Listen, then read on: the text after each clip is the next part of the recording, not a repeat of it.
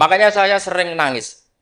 Andaikan orang-orang Islam itu ikhlas dan berperilaku kayak umumnya orang, itu jadi wali semua. Karena yang qobliyah terus ya baik, yang ba'diyah terus baik, yang tahajud witir ya baik. Tapi bayangkan misalnya ada orang mau masuk Islam, kebetulan sing didelok orang seperti itu, rasido Islam kira-kira. Duha 8 rakaat. Sholat duha itu paling afdol kan 8. Duhur qobliyahnya 4, ba'diyahnya 4. Asar qobliyah, ba'diyahnya goblok kalau asar. Bukan dipuji karena salah. Maghrib sholat awabin sampai isya. Isya itu witir itu sebetulnya 11 rakaat. Ditambah ba'diyah isya berarti 13 rakaat. Iku kira-kira sing apik Islam ora sida, mergo wegah salate. Tapi baru kayak wong Islam sing ra soleh-soleh, salate pas pendak maktubah.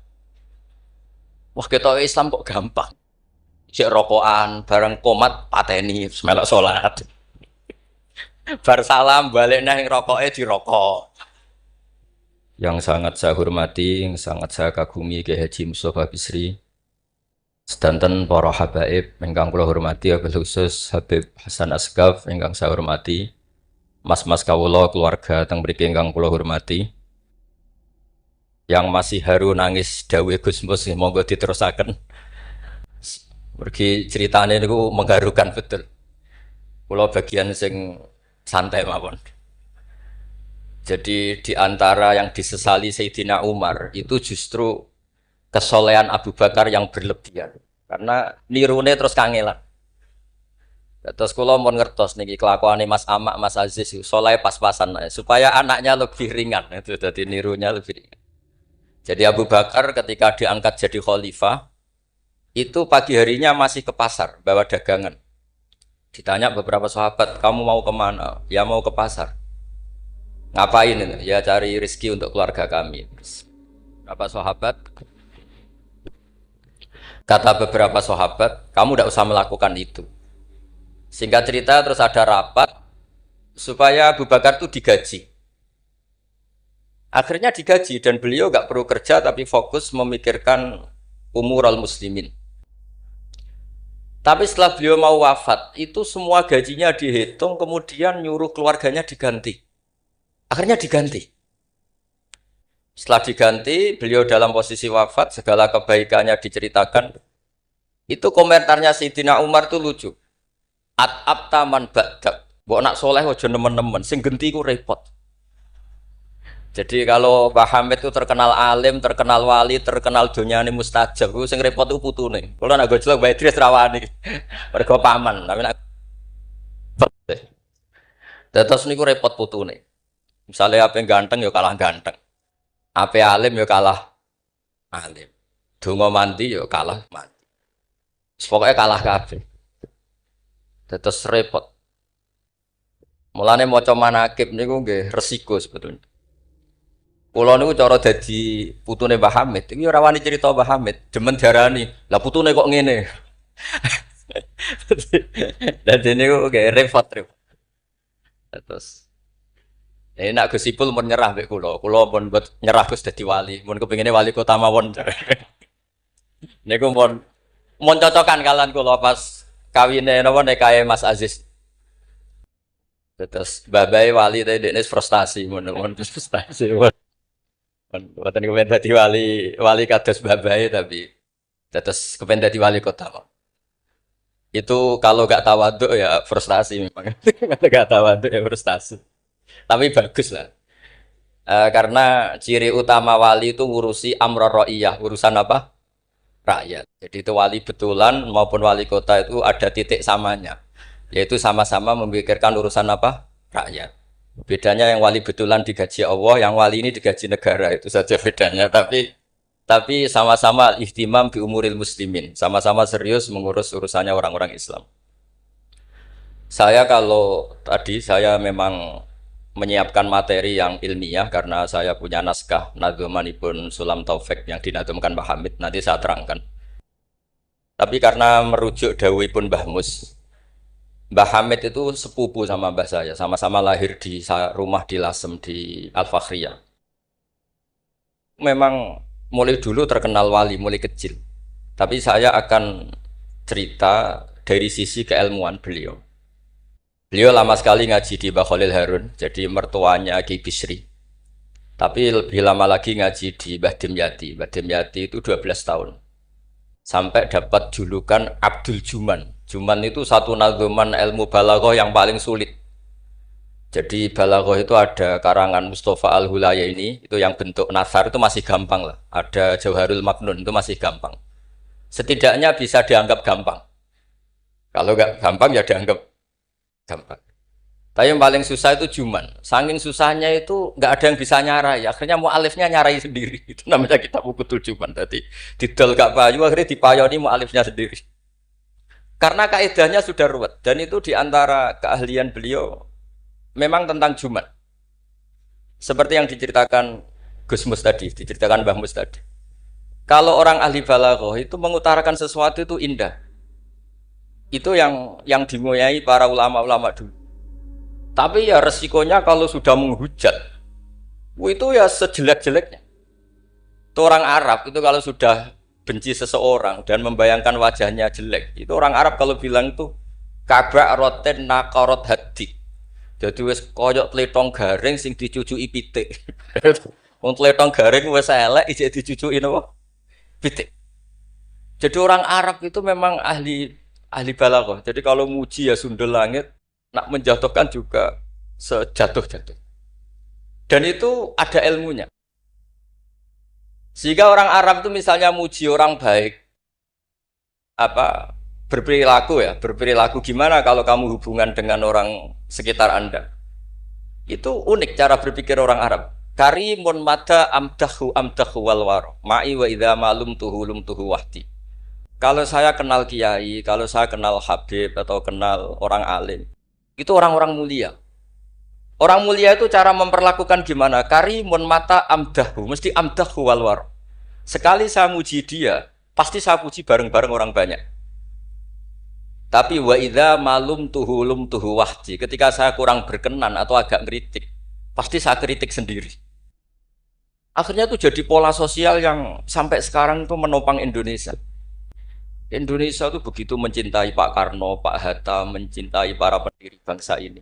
Dan ketika mencintai itu diungkapkan secara publik. Dan ketika ada tidak cocoknya, misalnya ya apalah namanya orang kan ada tidak cocoknya, ya dimpet dewe.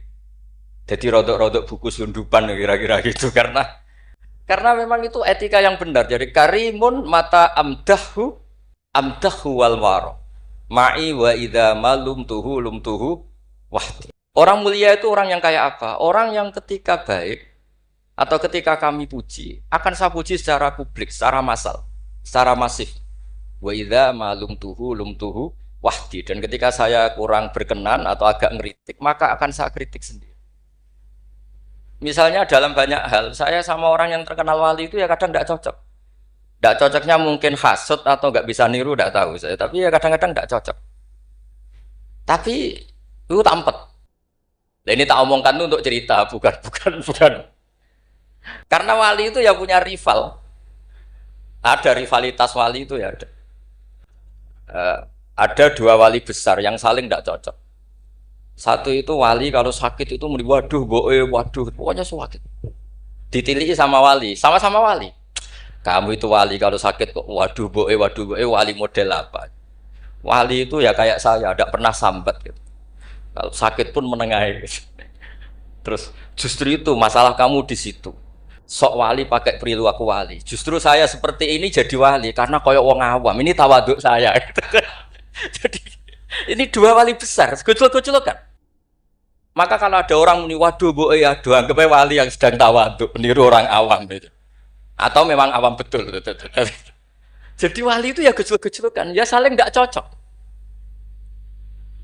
Maka masyhur dalam cerita Abu Yazid Al-Bustami, itu beliau GR sama Allah sampai tanya, ya Allah yang setingkat dengan saya itu siapa? Itu dijawab yang tidur dekat kamu itu, satu kamar tidur terus, hanya sholat fardu dia bangun. Padahal Abu Yazid itu tahajud, witir, apa saja dilakukan. Tanya sama Allah, kenapa ya Allah? Kamu itu ibadah serius sama saya itu kayak nganggap saya gimana gitu. Kalau kamu udah ibadah kayak mesti saya hukum. Kalau ini tidak, nganggap saya itu baik, terus ditinggal tidur.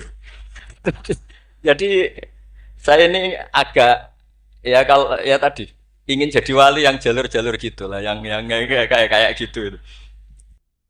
Ya jalur-jalur gitu lah. Ini bisa ditiru tapi kayaknya yang sudah dikasih saya itu dari tidak semuanya bisa niru. Karena wali ilmu itu beda, harus menjaga konstitusi ilmu. Jabir bin Abdullah itu tahu pakaian kalau orang sholat seperti ini, pakai gamis yang terhormat, pakai baju yang sangat-sangat terhormat. Itu Jabir ini termasuk minas sabiqinal awalin, sahabat Nabi yang luar biasa. Itu datang ke masjid, gamisnya dicopot, pecinya dicopot, terus tinggal satu sarung, akidan torofaihi ala atikihi. Ini cerita itu ada di Bukhari, di bab Kitabul Ilm. Zaman kalau tentang saya berarti tentang Bukhari, karena ini ada di kitab Bukhari. Kalau nggak percaya dicek, kalau nggak ketemu berarti tidak pernah mutolaah, bukan salah saya. Semuanya ditanggalkan kecuali sarung satu, terus akidan torofai izarihi ala atiki, ditangkang begini aja. Terus beliau ngendikan sama tabiin, kamu supaya tahu bahwa adnal aurah, standar nutupi aurat seperti ini. Jangan sampai karena sampean semua berpakaian ala akmalil siap, pakaian sempurna, kemudian nanti dikira bahwa syarat sahnya sholat itu seperti itu bahaya. Orang di Indomaret sholat harus berpakaian begitu, nanti yang sedang kernet harus begitu, itu berat bagi umatnya Nabi. Barokahnya itu terus orang tahu bahwa syarat sahnya nutupi aurat di sholat ya seperti itu. Akhirnya ditemukan oleh tabiin dan seterusnya bahwa auratul rojul mabena surroh barokah. Andai kan tidak ada perilaku Jabir seperti ini, maka sholat seperti pakaian ini menjadi syarat sah. Dan itu ribet kan? Orang yang sedang celananan harus sarungan dulu, yang sedang pakai kaos harus pakai jubah dulu, padahal dia kernet misalnya, kan repot. Jadi wali jalur ulama itu memang agak aneh. Makanya ya jangan ditiru lah, kalau tidak ulama jangan ditiru. Makanya saya tuh ya kadang-kadang pura-pura ada dengar itu kalau ada cerita-cerita wali-wali yang khusuk-khusuk, yang ibadah berat-berat itu saya tidak siap dengar. Saya lebih siap dengar begini, Mu'ad itu ngimami sholat, bacanya kepanjangan. Alhamdulillah ditegur Nabi, kalau ngimami jangan panjang-panjang. Itu saja yang saya hafalin yang model gitu. Andai kan Nabi hidup di zaman akhir, nggak perlu negur karena sudah kulhu semua. Berarti sampean kulhu rencana Nabi gitu, karena sudah ada panjang-panjang. Tapi yang menjadi ditegur mungkin kok jadinya kulhu itu, kulhu terus itu. Jadi sebetulnya untuk menjadi wali itu ada banyak hal. Ada wali penjaga konstitusi ilmu. Sehingga kata Imam Nawawi, Tofa Rasulullah Sallallahu Alaihi Wasallam raqiban wa yatufu ashabuhu musyatan. Nabi itu tawaf itu justru berkendara, naik unta. Padahal semua sahabat tawafnya itu jalan kaki. Kata Imam Nawawi, Nabi yang tawaf berkendara itu afdolu wa afdolu bi alfi darajatin dibanding tawafnya sahabat yang jalan kaki. Meskipun secara kaidah al-ajur bi qadrit tak. Karena Nabi andaikan tidak tawaf raqiban, maka akan dikira syarat-syaratnya tawaf itu harus jalan. Dan itu kita kebingungan ketika harus tawaf pakai kursi roda, pakai kursi dorong. Tapi barokahnya Nabi tawaf raqiban, maka akan ada konstitusi baru bahwa tidak menjadi syarat sahnya tawaf harus masyian, tapi sah secara raqiban. Jadi wali itu ya macam-macam. Sehingga kitab Sulam Taufik yang dikarang oleh Habib Alim Al-Alamah Abdullah bin Husain bin Thohir itu dikarang seorang Habib Alim Alamah Wali Abdal. Tapi ketika ngarang fikih itu diantara yang ditersangkakan itu apa? Ijabu malam yajib, mewajibkan sesuatu yang tidak wajib. Saya ini didikan Mbah Maimun, didikan bapak. Kalau Mbah Mun ngeluh, aku sakjane ya kepengen hak santriku tirakat terus apalah.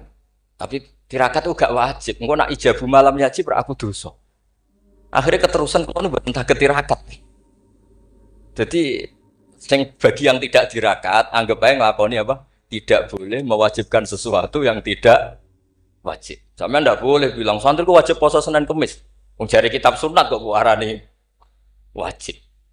Tapi resikonya nanti santri merata puasa Senin Kamis, mereka mbok arani sunat terus. Resiko mana? Tapi apapun itu ini ilmu. Sehingga kata Ibnu Hajar Al-Asqalani, dan ini kebetulan banyak yang niru, tapi kita cukup punya argumentasi untuk tidak niru.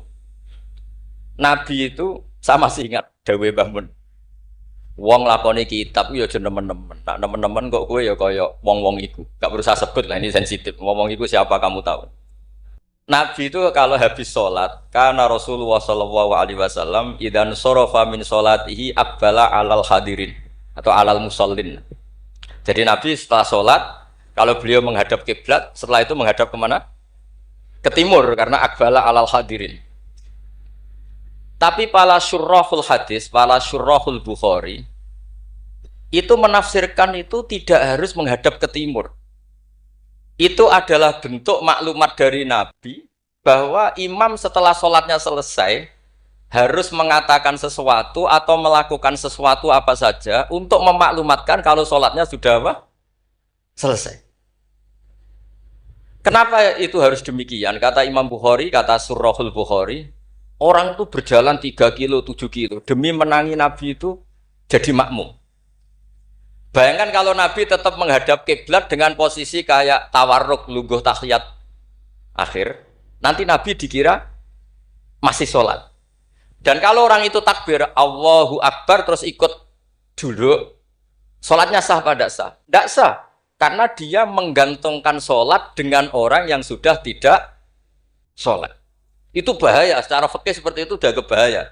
Karena irtibatus sholat biman laisa fi sholatin, dia menggantungkan sholat dengan orang yang sudah tidak sholat. Dan itu secara fikih bahaya, maksudnya bahaya dianggap gak sah. Untuk memaklumatkan itu, maka Nabi menghadap ke timur kalau dalam konteks Indonesia, supaya mereka tahu kalau Nabi sudah tidak sholat. Nah, Kiai-kiai Jawa pinter, penggantinya kalau madhep timur kok sawangane apa ngandani. Akhirnya madhep ngalor. Ini sudah kompromi politik, ini sudah ada ngadep netan, tapi madhep ngalor. Ada yang nggak madhep netan, nggak madhep ngalor, tapi astagfirullah, astagfirullahaladzim, astagfirullah. Sementing jangan tunjukkan dengan rokokan. Nah, itu nggak boleh. Jadi makanya nggak boleh membuang ilmunya ulama. Karena dengan penjelasan seperti itu sebenarnya yang paling pokok adalah pemakluman bahwa sholat ini sudah selesai, sehingga yang datang tidak menjadi makmum.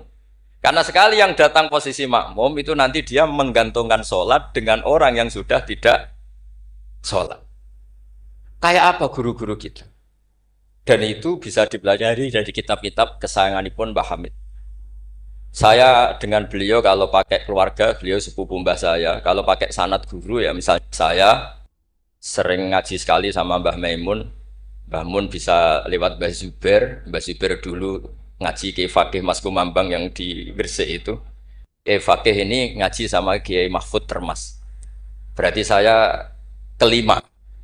Kalau Mbah Hamid misalnya ini Gus Sama, Mbah Idris, Mbah Hamid, Mbah Dimyati. Mbah Dimyati itu adik kandungnya Kiai Mahfud Termas juga muridnya. Jadi hitung sanad itu nanti ketemu semua di Sayyid Abi Bakar Sato, pengarang I'anatut Thalibin. Atau misalnya saya pakai saya Mbah Mun, Mbah Karim Lirboyo. Mbah Karim ini sama Syekhona Khalil atau sama Mbah Hashim. Setelah itu Mbah Mahfud ya sama dugi Sayyid Abi Bakar Sato. Karena Syekhona Khalil di beberapa manaqibnya itu pernah ngaji langsung sama Sayyid Zaini Dahlan, gurunya Sayyid Abi Bakar apa? Sato. Tapi ketika masih sebagai thalibul ilmi pernah ngaji juga di Sidogiri, pernah ngaji di babah istrinya Gus Aziz ini di Kiai Nur atau di Kiai Soleh di Langitan. Jadi kesanatan guru kita ini sama. Di antara aturannya adalah tadi, konstitusi ilmu itu harus dijaga. Karena kalau nggak dijaga itu umat akan ngira itu aturan baku dan itu bahaya. Bahaya sekali, bukan sekedar bahaya tapi bahaya sekali. Sehingga Sayyid Abdullah bin Husain bin Thohir dalam Sulam Taufik itu di antara pantangannya ahlul ilmi itu ijabu malam yajib, mewajibkan sesuatu yang tidak wajib. Makanya saya sering nangis. Andaikan orang-orang Islam itu ikhlas dan berperilaku kayak umumnya orang itu jadi wali semua. Karena yang qobliyah terus ya baik, yang ba'diyah terus baik, yang tahajud witir ya baik. Tapi bayangkan misalnya ada orang mau masuk Islam, kebetulan sing didelok orang seperti itu, ras itu Islam kira-kira. Duha 8 rakaat. Salat duha itu paling afdal kan 8. Duhur qobliyahnya 4, ba'diyahnya 4. Asar qobliyah, ba'diyahnya goblok kalau asar. Bukan dipuji karena salah. Maghrib salat awabin sampai isya. Isya itu witir itu sebetulnya 11 rakaat. Ditambah ba'diyah isya berarti 13 rakaat. Iku kira-kira sing apik Islam ora sida, mergo wegah salate. Tapi baru kayak wong Islam sing ra soleh-soleh, salate pas pendak maktubah. Wah, kita Islam kok gampang. Cek rokokan, bareng komat pateni semelok salat. Bar salam balik nang rokoke dirokok. Ya sudah gitu sampai mati gitu. Kok penak, ternyata Islam itu tidak berat. Itu juga ada sanatnya. Ada seorang Arabi tanya, "Ya Rasulullah, Islam itu apa?" Khamsu sholawatin. Terus dia tanya, "Hal alayya ghairuha ya Rasulullah?" Qala la illa anta tawwa. Gak isiku tok pas. Sampai 5 rukun Islam dijawab. Dan si Bedui ini bilang apa? Wallahi la azidu ala dzalika wala angkus. Saya demi Allah, enggak akan saya kurangi, enggak akan saya tambahi. Pas ya Rasulullah. Tapi niki Islami Bedui lho, sampean nak niru nggih monggo. Tapi apa kata Nabi? Man sarrahu ayyang dzura ila ahlil jannah falyangdzur ila hadza. Siapa yang suka melihat ahli surga, lihat orang ini. Orang yang sudah bersumpah tidak akan menambah ibadahnya sama sekali. Kamu tidak boleh niru itu. Tidak usah saya larang juga sudah sebagian begitu. Tapi itu barokahnya luar biasa. Di kitab Majmu' sarahnya Muhadzab itu. Setiap ada ulama yang mengatakan witir itu wajib. Ada juga ulama yang mengatakan witir itu wajib. Itu langsung. Wa hadza batilun li hadisil A'rabi. Pendapat itu jelas salah li hadisil A'rabi. Karena ada hadis A'rabi jelas tanya Nabi, "Hal alayya ghairuha ya Rasulullah?" Di luar 5 waktu itu apa ada yang wajib? Qala la. Jadi barokahnya Dwi ini. Setiap ada ide witir wajib, tahajud wajib, pernah ada ide-ide itu ya ada. Itu langsung wa hadza batilun li hadisil A'rabi. Ketika era Imam Malik, beliau mengarang Muwatta. Ini sebagai bentuk penghormatan saya sama Mbah Hamid. Karena kalau beliau terkenal wali itu udah usah saya perkenalkan. Saya akan mengikuti Mbah Mus tadi. Sisi betapa beliau seorang alim alama, seorang ahli balaghah. Nanti saya baca, saya juga bawa manaqibnya beliau. Ketika Imam Malik mengarang Muwatta, itu di teks Muwatta itu ada kalimat begini. Ghuslul Jum'ati, ada yang baca Ghuslul Jum'ati wajibun ala kulli muhtalimin. Mandi Jumat itu wajib bagi setiap yang sudah akil balik. Al-witru haqqun wajibun ala kulli muslimin. Itu Imam Malik langsung nyusuli.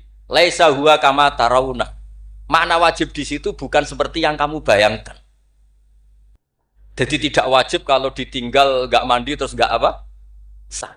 Lagi-lagi jawabannya apa? Li hadisil A'rabi. Nah, ini juga harus ada yang menjaga konstitusi seperti ini. Sehingga kata Sayyid Zabidi, pengarang kitab Ithaf itu, kalau kita sampai Ithaf ya hitung saja. Setelah Mbah Mahfud ini punya abah alim alama namanya Abdullah. Abdullah punya abah alim alama namanya Abdul Mannan. Abdul Mannan ini awaluman lazama Sayyid Zabidi Sohibul Ithaf di Mesir. Jadi Abdul Mannan ini yang ditulis di kedutaan Mesir, orang Indonesia pertama yang sebagai ulama di Mesir. Beliau ngaji mulazamah sama Sohibu Syarhil Ikhya. Gini beliau mulazamah kalian sengarang Ithafus Sadat Al-Muttaqin. Namanya Sayyid Murtado Az-Zabidi.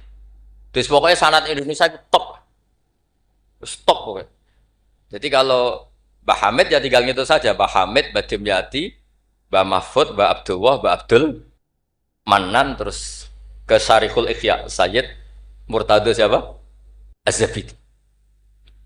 Itu kata Sayyid Murtado Az-Zabidi ketika muji tadi. Muji ilmu. Saya ulang lagi apa? Muji apa? Konstitusi ini harus dijaga. Apapun tidak cocoknya kita. Kadang-kadang kita sebagai orang alim itu kan Kalau seneng tirakat, santrinya wajib tirakat. Sira seneng tirakat, santrinya ora oleh tirakat. Itu tidak boleh seperti itu. Yang seneng di monggo, tapi jangan sampai mewajibkan. Yang nggak seneng yo tirakat, ben sekali-kali ngelawan nafsunya gitu. Wong kok menuruti. Kalau niku masih nggak tenang, sering tirakat, tapi sama rapuh tak kandani. Kalau ya kepengen ikhlas ora riya, jadi sampai rawol lah gugat kalau, sebab ora tau tirakat. Ya misalnya tirakat ora tak kadang sampai. Yang jelas termasuk tirakat kulo niku ora diundang wong kang elan kecuali pernah sepuh. Ini agak diregani ya kebangetan gitu. Jadi sing ngundang kula ora pernah sepuh ya kebangetan. Enggak tahu diri. Wong karuan ra oleh kok dilanggar wae. Di kitab Jam'ul Jawami', di kitab-kitab itu, konstitusi ilmu itu dijaga. Sehingga sekali kitab itu diutarakan orang alim alama. Saya yang merasa utang jasa sama Sayyid Zabidi itu satu. Yang paling saya ingat itu satu.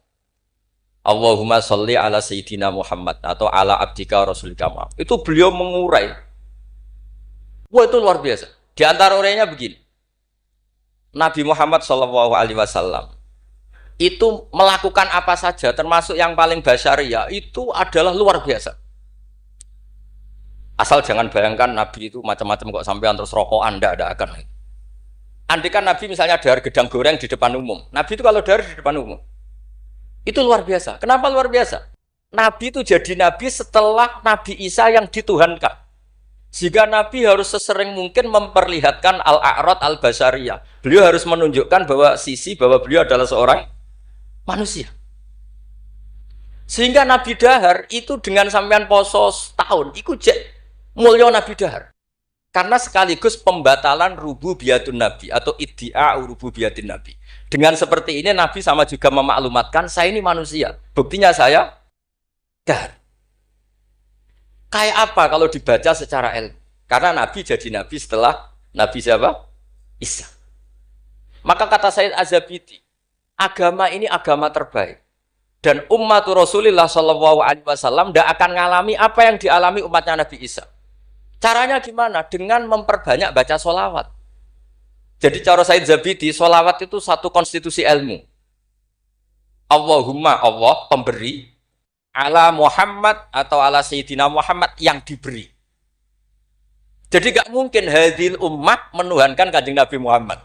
Jangan dengan cara membaca sholawat, Allahumma, ya Allah saya minta engkau sebagai pemberi, kasihkan sholawat terbaikmu kepada hambamu yang bernama Muhammad. Dengan teks sholawat ini sekaligus penjaga konstitusi tauhid dan hadil ummah tidak akan mengalami kayak yang dialami umatnya Nabi Isa. Nah sampean gak maca sholawat itu kasihati.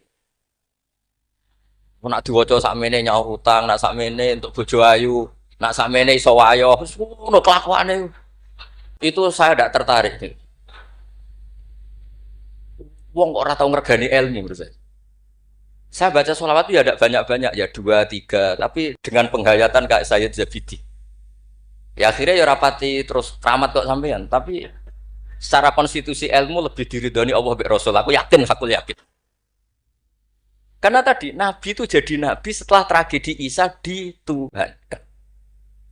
Sebab itu Sayyid Muhammad ketika muji Rasulullah SAW itu selalu mengutip dawe Al-Busiri, Da'mat da'at hun nasara fi nabihimi wahkum bima syi'ta madkhan fihi wastaqim. Kita semua tahu Mbah Hamid adalah pengagum kitab Burdah dan beliau sering baca Burdah. Di antara Burdah yang dipakai semua ulama termasuk Sayyid Muhammad setiap ngarang madaih itu apa? Dak ninggalno sira ma ing perkara iddaat kang mendakwahkan hu ing mas sapa an-nasara fi nabi. Yang penting kamu muji Nabi. Aturan dasarnya apa? Tinggalkan apa yang pernah dilakukan orang Nasrani, yaitu saking mujinya Nabi Isa sampai menuhankan Isa. Itu saja kamu hilangkan. Da'mat da'athun nasara fi nabi. Setelah itu kamu tanggalkan, kamu hilangkan wahkum bima syi'ta madkhan fihi wahtakim. Setelah itu kamu muji Nabi Muhammad sundul langit gak apa-apa. Asal sudah meninggalkan da'mat da'athun. Dan itu kata Sayyid Zabidi, kita tidak usah susah-susah. Dengan membaca sholawat itu sudah seperti itu. Karena kamu minta Allahumma ya Rabbi. Berarti Allah posisi pemberi karena Tuhan. Nabi apapun ala qadru, apapun tingginya derajatnya Nabi itu posisi penebri. Sehingga kita muji Allah karena dia Tuhan. Dan muji Nabi sebagai ahabbal khalqi ilallah yang paling berhak mendapat afdholas sholawat minal. Wah. Nah coba kalau orang Islam baca sholawat kayak itu, kayak apa luar biasanya? Itu yang bisa seperti itu siapa? Lagi-lagi ahlul ilm. Kalau tidak ahlul ilmi ya kasiyate tadi. Paket ini untuk apa? Paket ini untuk apa? Ya ribet. Kalau nggak sering jalur ijazah tiang, tapi alhamdulillah terkenal ramandi terus sudah buat. Sing jelas tak amuk. Sering kalau dia, Gus, nek nak maca selawat kasiyate apa? Kowe iku nabi-nabimu dhewe perhitungan. Nak maca selawat go nabi yo sing seneng, maca arang-arang wae perhitungan, njaluk opah. Gus punya ijazah ujian namuk, kayak gue ngerah bener. Ya ono kiai ngatus kula ya ono ben wong sadar lah bener. Tapi ya ada kiai yang baik tiap minta ijazah ya dijazah. Timbang maro Gunung Kawi mendingan dijazahi sholawat. Lah itu masalah istihad, ini masalah apa? Nah ini sesi terakhir kalau ben ra suwi-suwi. Ya bingung kalau suwi-suwi bagus. Ini kalau waca tentang Mbah Hamid yang ini tulisan yang di buku ini yang ini tentu sudah disahkan Mbak Idris, di sini juga ada tanda tangan beliau. Bismillahirrahmanirrahim. Wajtahada kullal istihadi khilalaha fa akhudha min kulli ilmin min ulumiddin khadzuhul awfa wa qistahul akfa wa baro'a fi ilmil balaghati wal bayani hatta istahara bi abdil juman liqudratis tidharihi abyata wa syawahida mangzumati ukudil juman bi kulli jaudatin wa itqanin wa uyina akhiran mudiran wa umdatan lil ma'had wa mudiran idaratil madrasah allati unsiat di awali maratin lil ma'had. Jadi beliau itu sudah rahasia umum, sampean tanyakan orang alim manapun, pantangannya mesti maca juman. Wes wah wong alim sak Indonesia lah, kon ngorek juman mbok opo sak miliar mikir yakin. Pemene nak sing ngaji kula. Nak sing ngaji wong goblok mungkin wis rada aman lah napa. Nek nak sing ngaji padha wong alime mesti mriyang. Iki macane man tamin. Apa manna? Bahasa Arab yo lucu. Man yo tulisannya mem nun, manna yo mem nun, min yo ribet dengan bahasa Arab. Makanya ada orang tanya maknane lam tardiman ya gara-gara itu. Gus maknane lam tardiman opo? Jebule lam tarodaman. Ram taro ora ningali sapa mar'ah daman ing getih diwaca langsung lam tardiman. Pusing. Kene. Karena syaratnya jadi orang alim itu dua. Satu punya guru alim, dua punya murid alim. Di guru alim tok iso istirahat. Mergo kok muridnya bodoh iso dibodoni. Tapi nak sampai di guru alim, di murid alim meriang. Lho kula bayangno dadi Badim Yati Termas meriang. Mbah Hamid mriku pun alim nate ngaji teng Mbah Khalil Kasingan. Mbah Khalil Kasingan itu tesih Bae Mbah Mun. Orang yang sarang Mbah Khalil Kasingan itu yang sarang Khalil Harun. Adikipun Mbah Umar Harun. Niku menantu saking Mbah Ghazali pendiri Pondok Sarang. Malane Mbah Mun nak dibali Gus Mus Sulik Mustofa mergi jan pernah sepuh. Sepuh niku, sepuh Mbah Mus. Niku Ibnu Hajar Al-Haytami. Niku muridé Zakaria Al-Ansori. Zakaria Al-Ansori di guru jenenge Ibnu Hajar Al-Asqalani. Nek ape ngaji yo meriang, mergo kon maca. Ah, waca. Gurune alim alama. Nek ape mulang yo meriang, mergo muridé alim. Aku nak ora bener diguyu Ibnu Hajar Al-Haytami. Dadi dhekne udah guru alim, dhek murid. Makane sumpek. Jane Zakaria Al-Ansori sumpek. Masyhur beliau. Lima da kunta aliman hatta staharta bi Syekhil Islam. Jape li anni dukiktu bena hajuraini masyhur. Aku digebek watu loro. Ya aku nak ngaji yo sumpek perkara di guru alim alamah. Nak ape mulang yo sumpek mergo di murid alim alamah. Ya meriang. Jadi akhirnya yo nak ngaji yo mutolaah, nak ape mulang yo mutolaah. Mergo muridnya pinter terus. Zaman itu terkenal Ibnu Hajar Al-Haytami, alim alamah. Wong karangane luwih akeh timbang gurune. Jadi mulane di murid orang alim ya barokah maksudnya sampean gue. Jadi aja men ngeluh murid kok uga alim-alim iku Allah sudah nyediakan berkah. Kena muridmu alim iku meriang. Mulane sing syukur uripku sing syukur ora usah bayangno sing aneh-aneh. Gus kula men di murid sing alim-alim. Allah ndak menyediakan itu. Nek iku nyata iku ribet. Mulane donga dikira-kira. Donga sekali ra bener iku mari trauma. Kalau bolak-balik cerita. Hikam itu termasuk orang yang enggak pati suka kalau orang berlebihan berdoa karena beliau cerita. Ono wali tukang hamal itu tukang manol. Dia dapat uang kalau kerja di pasar tukang angkut barang. Setelah punya uang, coro sekarang ya 10.000 pulang, terus ibadah. Karena dia gak ingin kaya, wong wali kok ben sugih, ya wali aneh. Tapi nak wali kok ora sugih itu ya aneh juga. Karena nak kepen sugih berarti toma, nak gak sugih berarti rapati durusi pangeran. Padahal waqat qala ta'ala lidunya ukhdumi man khodamani. Ono sing maca ikhdami man khodamani. Kalau tak waca loro ben ketok isane ngaji, mergo guru. Kula niku ya ribet. Kula niku kula mboten pamer alim mboten. Justru kula ngetokno alim ngergani guru-guruku. Nak kula ora ngetokno alim kan wong muridé Mbah Mun kok ngono. Dadi kula niku ya rada sombong tapi niate sae. Kan yo Gus Idris isin misale ponakan kok gobloke ngono. Dadi niki kesawakane sombong tapi niate adab. Mboten niki jujur mawon. Dadi kadang wong sawangane sombong hakikate iku adab. Cara bapak ngoten. Dadi wong iku sawangane sombong tapi apik.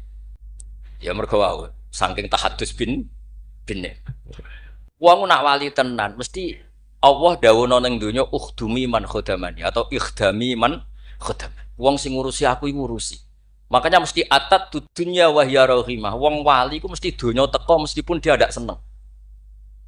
Mulane sing nawani mobil Mercy kayak Hamid zaman iku Mercy mewah-mewah mobil kayak kuat. Ya rapati ono cerita butuh di Fatihah untuk punya mobil. Dan Mbak Bisri ya luar biasa masih konco ngakoni nak dongane Pak Hamid. Mantap. Meskipun ya sering bodoni Pak Hamid Ki Bisri, masyhur ceritanya. Ki Bisri nanti diundang ke mriki mboten disangoni Mbak Ki Hamid. Umur kok konco. Wis dah aku ra mbok sangoni klambimu tak pek. Bareng dipek dibeto teng Kasing teng Rembang mriko didol mek muhibine Pak Hamid. Payune luwih larang timbang hargamu balik. Zaman itu misalnya umumnya balik dipangoni 1,5 juta, itu payu 3 juta. Yo gak ono cerita ngoten enten WA, Ki Bisri kalian Ki Hamid ora tau WA-an. Bareng Ki Bisri sowan mriki, susuke Kang. Dadi dhisik wali ya rileks guyon santai. Dadi singkat cerita niki hamal niki ndonga ya Allah kula niku wali, mau kepengin mangan sak piring kok dadi khamat. Kula niku sukani rezeki sing ora usah kerja. Walhasil beliau itu udhu'iyah sarikon di dakwah dia mencuri terus di penjara. Penjara untuk jatah mangan, tiap hari untuk jatah mangan. Gusti kenapa harus penjara? Kan kamu minta rezeki tanpa kerja. Gak iso sampai pangeran ralat doa mboten sakit. Mulane ndonga niku aja yo sing ana sunah Rasul. Mergo nek sekali keliru niku ribet. Mulane kula nate wonten tiyang melarat wedok elek kebetulan niku rayu. Yo dongakno Gus, dongakno bojo kula niku sugih. Aku ya tak jawab. Sampean siap nak bojomu sugih? Maksudnya nak sugih mesti pertama digenti ku omah. Bariku mobil. Bariku mesti dievaluasi ku sampean. Omah wis apik, mobil wis apik, mau karek sitok. Kok penumpangnya ngene. Akhirnya mun Gus rasa wis. Dadi donga iku ya kudu dipikir lho. Lho coba setelah potongan wong lanang wis padha wae lah susu. Coba ketika omahmu mewah, mobilnya mewah misalnya Alphard sing mlebu seperti itu enggak usah dijelaskan itu. Coba apa yang kira-kira dievaluasi? Rumah sudah diganti, mobil yang kira-kira diganti apa coba? Sakit, mboten Gus naoten mboten usah. Jadi kula berkali-kali membatalkan doa. Karena timbang donga ketok ra mandine aduh ya sudah seperti itu. Niku nggih trik lho, tularan gosipul politik lho. Sangat politik. Mun kula maca mawon sing mudhawan. Nah, saya senang kalau buku tentang beliau itu mudhawan. Karena kalau tidak mudhawan itu nanti nasibnya Mbah Hamid kayak les. Al-laitsu afqahu min Malik illa annahu daya'ahu ashabu. Itu dawuh Imam Syafi'i. Sebetulnya Imam Les itu lebih alim ketimbang Imam Malik dalam hal fikih. Illa annahu daya'ahu ashabu, tapi ashabnya Les menyia-nyiakan. Artinya gini, Imam Les itu punya karangan, punya perilaku, tapi sama murid-muridnya tidak didokumentasi. Akhirnya orang tidak tahu lagi Imam Les. Padahal itu rival debatnya Imam Malik. Makanya penting bagi ini ada Gus Sama, ada Mas Aziz supaya mengabadikan tulisan-tulisan Pak Hamid termasuk Nadzuman Sulam Taufik. Karena bikin nadzuman itu tidak gampang. Dari kata nasar, prosa, dinazumkan itu kan butuh keahlian. Karena nadzuman itu harus notnya sama, akhirannya sama. Mengganti kalimat yang prosa itu kan tidak gampang. Ini sudah saya cek karena saya tiap hari juga baca Sulam Taufik. Itu sama sekali nggak ada yang dibuang dari kata aslinya. Kata aslinya yang di Sulam apa? Taufik. Jadi seni bikin nadzuman itu ya tidak gampang. Misalnya begini, saya beri contoh yang terkenal. Kenapa saya milih yang terkenal supaya lebih gampang? Zaman Sayyidina Ali karramallahu wajah masih sugeng itu ngendikan begini. Yaqsimu dhuhri, ada riwayat qasama dhuhri rajulani. Abidun jahilun wa alimun fasikun. Yang merusak Islam itu hanya orang dua. Orang abid tapi bodoh, orang alim tapi fasik. Itu ulama dulu segampang ini membuat padanan itu dan maknanya sama. Fasadun kabirun alimun mutahatiku wa akbaru minhu jahilun mutanassiku. Kerusakan besar kalau ada orang alim yang fasik. Tapi lebih rusak lagi kalau ada orang bodoh ahli ibadah. Itu I'anatul Thalibin, Said Abi Bakar Sato, gurunya Mbah Mahfud. Berarti Mbah Hamid, Mbah Dimyati, Mbah Mahfud, Said Abi Bakar apa? Sato. Berarti guru keempat. Itu punya cerita.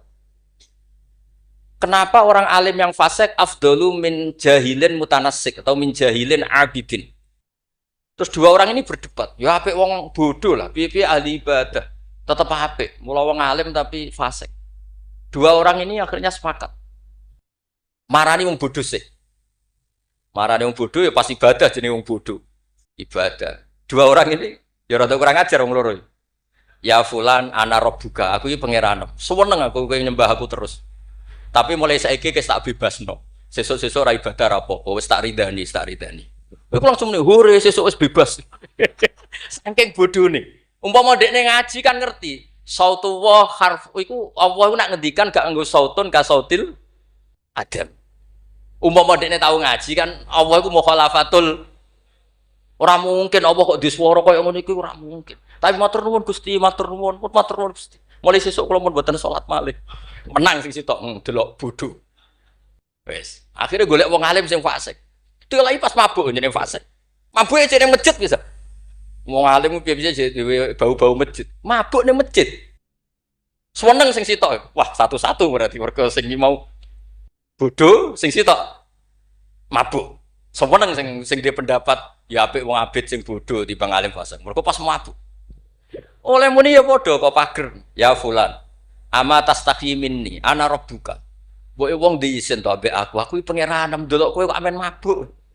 Si wong alim mah masuk mabuk iki jadi sisa-sisa alime. Golek pedang. Ya fulan ulimukal ana rabbak. He fulan tak ulang pangeranku sapa? Ono pangeran kok nyuwara. Dibedak. Artinya dekne cek memenuhi definisi ilmu nak Allah mukhalafatul lil khawatir. Wis mabuk lho cek waras. Ya maksudnya nak iso ya aja bodoh, aja ngono, maksudnya nak iso. Tapi ini kalau cerita tentang Mas Hama, tentang Mas Aziz ini mas-mas kula sedanten. Enggak gampang. Jangan kira terus ini hanya nukil, enggak gampang. Dari lafadz apa? Nathar, prosa, kemudian menjadi apa? Nadzuman kayak tadi dari qasama dhuhri rajulani. Terus diganti apa? Fasadun kafirun alimun mutahatiku wa akbaru minhu jahilun mutanas. Ini saya beri contoh ya. Tak beri contoh. Mari sampean dorang tidak semuanya ngaji Sulam Taufik. Nah, kalau ngaji terus radi ngertos dari teks aslinya. Misalnya begini ya, ini yang hatmun alal mukallafid dukhulu fi dinina ja'a bihi rasulu ma'asubuti fi bidawami wa akhdhi lazimin la ahkami. Ini kan persis teks di aslinya. Sampean siapapun yang ngaji Sulam Taufik pasti tahu. Terus kada kafis sifati wal af'ali subhanahu an al-sunil juhali. Ini mengganti ta'ala amma yaqulu na'uluwang kabiro. Ursila rahmatan ilal makhluqi turran wal ma'rufu bil masduki. Ini berarti pengganti kata rahmatan lil alamin. Terus ini yang yalzamu kullu muslimin ayyamna'a islamahu wa saunu amma qata'a min qaulin aw fi'lin aw i'tiqadi wa walladhi yatuna birtidati. Ini kan waqad fasha tasahulul kalami fi zamani mukhrijil islami. Itu kan di apa? Di kitab Sulam Taufik memang kalimatnya seperti itu. Wayak suruh fiada zaman atas sahul fil kalam begini sampai keluar dari mereka kalamun sing mengeluarkan mereka dari nopo Islam. Terus di sini diganti wakot fasa tasahulul kalami fida zaman di mukhrijil Islami. Wala yarona dzaka dzamban fatla angkau nidzakal fi'li kufron asla. Itu kan meskipun kamu hanya dengar itu persis seperti kata nasarnya. Tapi oleh Mbah Hamid digubah, monggo Mbah Firdaus, sedemikian supaya menjadi nadoman yang mudah dihafal. Jadi itu butuh malakah. Nah, kenapa beliau punya malakah itu? Karena ketika ditermas di antara kitab yang beliau kaji itu adalah Uqudul Juman sampai punya gelar Abdul Juman. Jadi saking mulazamahnya kayak kamu kalau suka uang itu kalau orang Arab bilang Abdul Dinar. Makanya Nabi kalau ngeritik tak isa Abdul Dinar, tak isa Abdul Dirham. Jadi kalau orang menekuni sesuatu itu disebut apa? Abdul. Itu dulu Kiai Hamid ditermas sampai punya gelar Abdul Juman. Saya kira ngoten nggih pun niki pun masyhur sedanten. Assalamualaikum warahmatullahi wabarakatuh.